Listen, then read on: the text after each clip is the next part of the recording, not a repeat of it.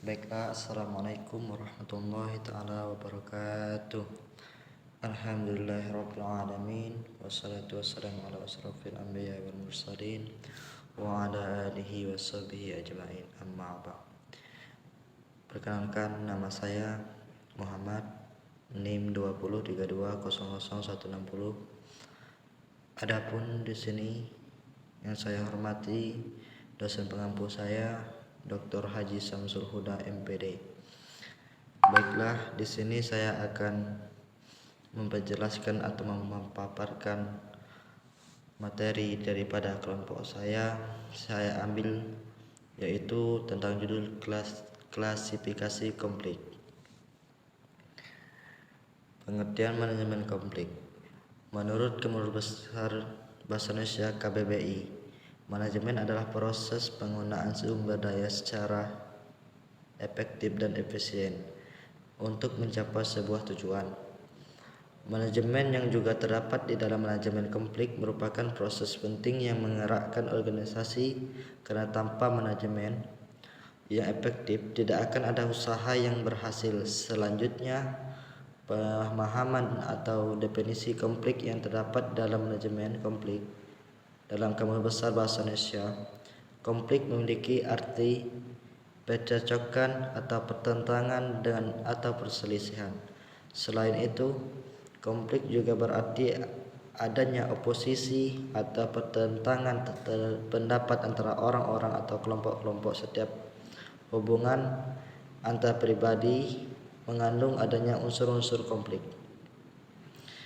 Pertentangan pendapat atau perbedaan kepentingan kendali unsur konflik yang juga terdapat di dalam manajemen konflik selalu dipandang sebagai hal lumrah yang harus dicegah.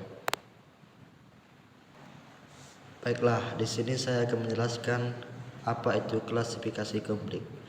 Klasifikasi konflik adalah di dalam satu organisasi sangatlah beragam. Dapat dilihat dari macam arah, yaitu konflik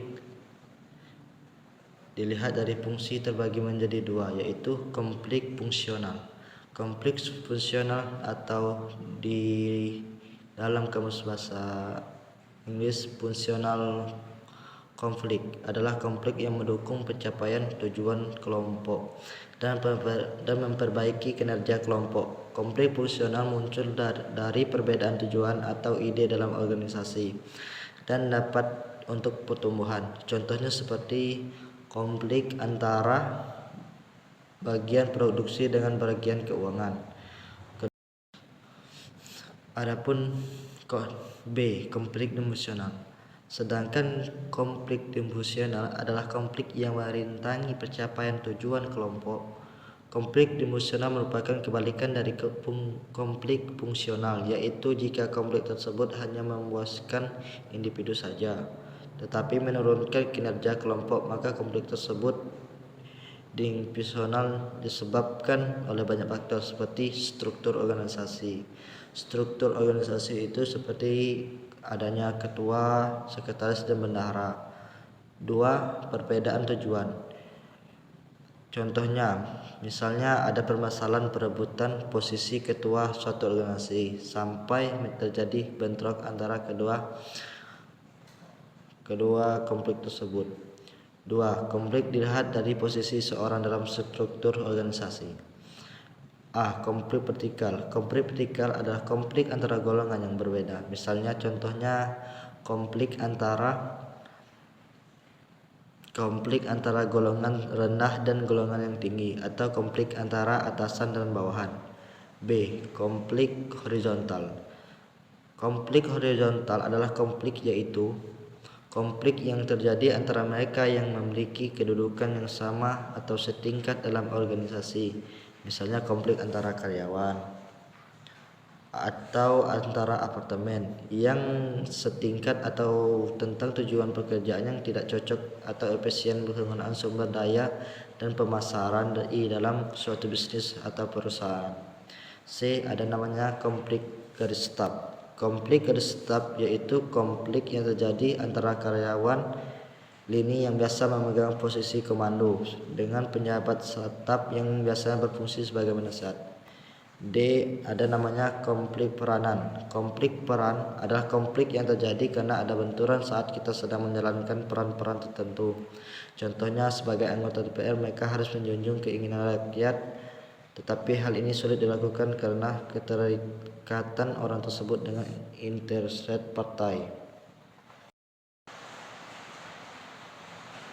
3. Konflik dilihat dari pihak yang terlibat di dalamnya menjadi 5 macam, yaitu intrapersonal. Konflik intrapersonal adalah konflik seseorang dengan dirinya sendiri.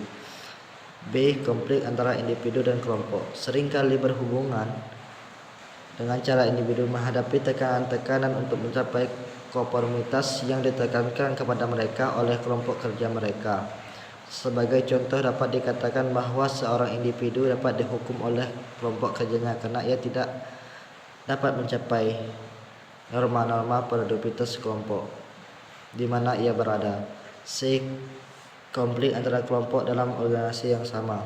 Konflik antara kelompok dalam organisasi yang sama adalah konflik yang sering terjadi karena adanya perbedaan antara dualisme atau lebih anggota kelompok dalam situasi organisasi yang muncul dari kenyataan harus membagi sumber daya langka dan perbedaan status dan pandangan dan nilai-nilai.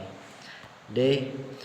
Konflik antar organisasi. Konflik antar organisasi adalah jenis konflik yang biasanya timbul sebagai akibat berbentuknya persaingan ekonomi dalam sistem perekonomian suatu negara. Konflik antara organisasi contohnya seperti di bidang ekonomi, di mana Amerika Serikat dan negara-negara lain dianggap sebagai bentuk konflik, dan konflik ini biasanya disebut dengan persaingan. Konflik antara organisasi juga bisa ditimbul sebagai akibat persaingan bisnis. Persaingan memperoleh pengakuan atau pengaruh dari masyarakat, kesalahpahaman antara individu, anggota, dan organisasi. Baik, mungkin itulah yang bisa saya sampaikan. Kurang dan lebihnya saya mohon minta maaf. Saya akhiri. Wassalamualaikum warahmatullahi wabarakatuh.